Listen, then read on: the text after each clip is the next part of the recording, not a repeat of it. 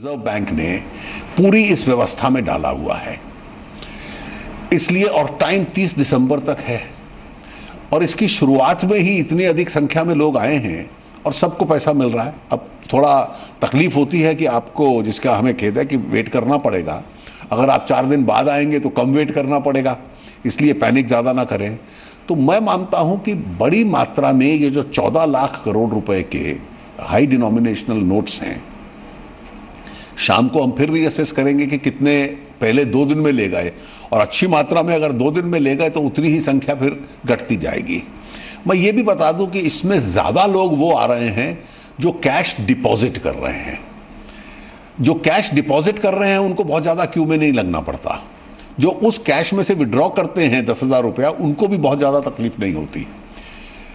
हालांकि volume money का बहुत सीमित है ट्रांजैक्शन में, एक्सचेंज में। ये क्यूज जो आप देख रहे हैं अधिकतर एक्सचेंज के लिए क्यूज हैं, जिनको जेब में रखने के लिए स्वाभाविक खर्चे के लिए थोड़ा सा पैसा चाहिए, और वो भी हम लोग समझते हैं। तो इसलिए बैंक के लोग आधी आधी रात तक इसका प्रयास कर रहे हैं ताकि इस व्यवस्था को वो सफल बनाने का प्रयास करें। 1.5 दिन के बाद the finance minister of this country, is he a relaxed man और यू आर अंडर स्ट्रेस? देखिए, पूरे देश में कोई एक भी घटना नहीं हुई। छोटी मोटी तकलीफ लोगों को निश्चित रूप से वेट करने की हुई है, लेकिन इसका जो लॉन्ग टर्म ऑब्जेक्टिव है, हर व्यक्ति ये कह रहा है कि मुझे थोड़ी तकलीफ हो रही है, लेकिन ये जो किया है मोदी जी ने बहुत अच्छा किया है और देश को इससे लाभ होना है। और अगर देश की अर्थव्यवस्था स्वच्छ बन जाए, टैक्सेशन सिस्टम में चली जाए, बैंकिंग के माध्यम से चली जाए, फॉर्मल जीडीपी का साइज बढ़ जाए, और जो जितना ज़्यादा टैक्स इकट्ठा होगा वो भी तो इस देश के गांव और गरीब के लिए इस्तेमाल होता है, उसको क्यों कम किया जाए? एक सवाल जो सब पूछ रहे हैं वो ये है कि 500 और 1000 रुपए का जो नोट था वो अपराधियों का, काला धन वालों का, ड्रग, टेररिस्ट, इनका मनपसंद नोट थे ये, और आप 2000 रुपए का नोट और ले आए। देखिए, आपको फंक्शनल ईज भी रखनी है।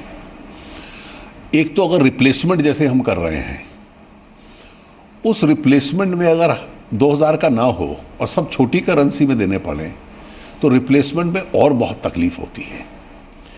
रिजर्व बैंक का तो ओरिजिनल सुझाव 5000, 10,000 का था, वो सरकार को स्वीकार नहीं था, तो इसलिए 2000 के कुछ रहेंगे। और ये भी आपको रिप्लेसमेंट की ईज के लिए रिजर्व बैंक ने सजेस्ट किए हैं। मुद्रास्फीति, इन्फ्लेशन भी बढ़ती है, जो आज से 15 साल पहले 1000 में आ जाता था, आज उसकी कीमत कितनी है, ये सब फैक्टर्स देखने पड़ते हैं। और सब सुझावों के बाद आरबीआई ने सजेस्ट किया, जो सरकार ने स्वीकार किया। ये कदम वाकई क्रांतिकारी है। इतने दिन से इस देश में और भी सरकारें आई, लेकिन कोई कर नहीं पाया। ये आइडिया आया कैसे और ये आइडिया किसका था? देखिए, ब्लैक मनी के खिलाफ मूवमेंट हो, ये एक डिमांड रही है। अडवाणी जी ने यात्रा की, बाबा रामदेव ने पूरा आंदोलन किया, अन्ना हजारे के आंदोलन का भी एक ये मूल हिस्सा रहता था। और बाबा रामदेव इसको बार बार कहा करते थे कि स्मॉल करेंसी डिनोमिनेशंस में जाइए, प्लास्टिक करेंसी की तरफ जाइए। और वो उदाहरण विदेशों का देते थे, जैसे लोग, अब इंग्लैंड में सबसे बड़ा नोट 50 पाउंड का है, यूएस में $100 का है, तो इसलिए इस तरह के वो उदाहरण देते थे। लेकिन हिंदुस्तान में केवल एक कदम उठाने से ये समाप्त हो जाएगा, ऐसा नहीं है। 2.5 वर्षों में मोदी जी ने जो नीति दी, जो हमारा मंत्रालय जिसको लागू करता है, पहला काम हमने किया, जनधन के अकाउंट खोले ताकि हर भारतीय का बैंक का खाता हो।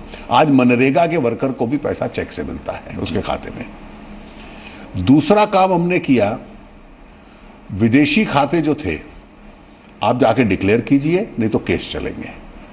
जिन्होंने नहीं डिक्लेयर किए, आज HSBC वगैरह केस चल रहे हैं। फिर हमने देसी ब्लैक मनी के लिए IDS स्कीम लाए, कम क्लीन, पेनल्टी दीजिए नहीं तो आप फंसेंगे। बेनामी ट्रांजैक्शन हमने रद्द कर दी है कानून बनाकर। जो पैसा घूमकर बाहर मॉरिशस और साइप्रस और सिंगापुर के रास्ते से आता था, 2 रास्ते हमने बंद कर दिए, तीसरा रास्ता बंद होने वाला है। उसके बाद हमने पूरे विश्व के एक एक देश से ट्रीटी की। स्विट्जरलैंड ने भी कहा हम रियल टाइम इंफॉर्मेशन देंगे, यूएस भी कह रहा है, और 2017 तक रियल टाइम इंफॉर्मेशन, अभी तो बहुतों के बारे में जानकारियां हमें आएंगी। उसके बाद ये सारी केसेस डाले लोगों के, जिनके HSBC या लिंचनस्टाइन के केसेस थे। ये पूरी एक व्यवस्था उस दिशा में चल रही थी, और कोई भी अगर इसका अच्छा ऑब्जर्वर होता तो विश्लेषण कर लेता कि अगला कदम ये है कि देश की जो एक पैरेलल इकोनॉमी चल रही है, जिसका साइज न जाने कितना बड़ा है, उस इकोनॉमी को भी समाप्त करने का ये प्रयास करेगी सरकार। इससे अगला सवाल मन में जो आता है वो ये है कि how did you manage to keep it such a secret? ये देखिए, मैं ये सरकारी तंत्र की सफलता मानता हूं। अब आप इस ऑपरेशन को देखिए, आप सरकार ने तो पॉलिसी डिसीजन लिया, उस पॉलिसी डिसीजन के बाद गवर्नमेंट जो सिक्योरिटी प्रेसेस हैं वहाँ महीनों से ये नोट छप रहे हैं। रिजर्व बैंक की टीम ने डिज़ाइन किया, रिजर्व बैंक ने की सुपरविजन में प्रिंटिंग होती है, हमारा मंत्रालय भी इन्वॉल्व रहता है, कुछ प्रेसेस उनके पास है, कुछ प्रेसेस हमारे पास है। उसके बाद इन नोट्स के बंडल बनते हैं, बंडल बनने के बाद ये करेंसी चेस्ट में जाते हैं, करेंसी चेस्ट में जाने के बाद ये देश की 1.25 लाख ब्रांचेस में डिस्ट्रीब्यूट होते हैं, पोस्ट ऑफिसेज में डिस्ट्रीब्यूट होते हैं, ATMs में जाके फिक्स होते हैं। उसके बाद इसकी कानूनी प्रक्रिया ये है कि एक सेंट्रल टीम इसको मॉनिटर करती है, जिसमें रिजर्व बैंक के लोग, प्रधानमंत्री कार्यालय और वित्त मंत्रालय के लोग रहते हैं। फिर रिजर्व बैंक का बोर्ड उस दिन मिला 6 बजे शाम को, उसने रिकमेंडेशन अपनी की इसको कंसिडर करके, 7 बजे कैबिनेट ने उसको डिसाइड किया, और फिर प्राइम मिनिस्टर का 8 बजे भाषण हुआ, और ये सारे के सारे लाखों स्थानों पर नोट पहुंचे, और एकदम पूरे देश को तब पता चला। आप ये निर्णय तब अनाउंस करेंगे जब आपके पास पूरा रिप्लेसमेंट सिस्टम तैयार होगा। अगर मान लीजिए रिप्लेसमेंट सिस्टम ही ना होता तो पूरी अर्थव्यवस्था रुक जाती। तकलीफ ज़रूर हो रही है, लेकिन 24 घंटे के भीतर ATMs को भर देना, बैंक्स की ब्रांचेस को भर देना।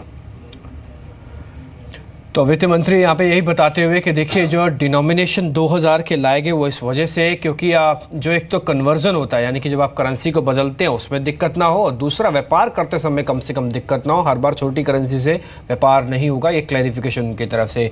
दूसरा, ये फैसला सरकार सोच ही रही थी ब्लैक मनी की मुहिम के तहत और उसको रोकने के लिए, ख़त्म करने के लिए।